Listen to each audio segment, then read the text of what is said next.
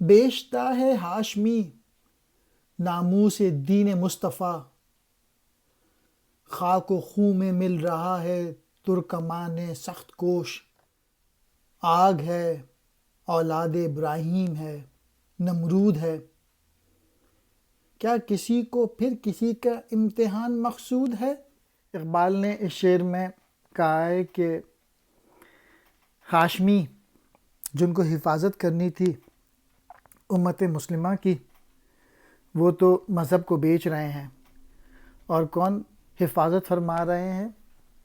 Tricks حفاظت فرما رہے ہیں دین کی، اور ان کا جو خون ہے وہ خاک میں مل رہا ہے۔ اور پھر آخری اس میں کہتے ہیں کہ دوبارہ آگ ہے اور اولاد ابراہیم ہے اور وہی نمرود ہے، کیا پھر کسی کا امتحان ہونے والا ہے؟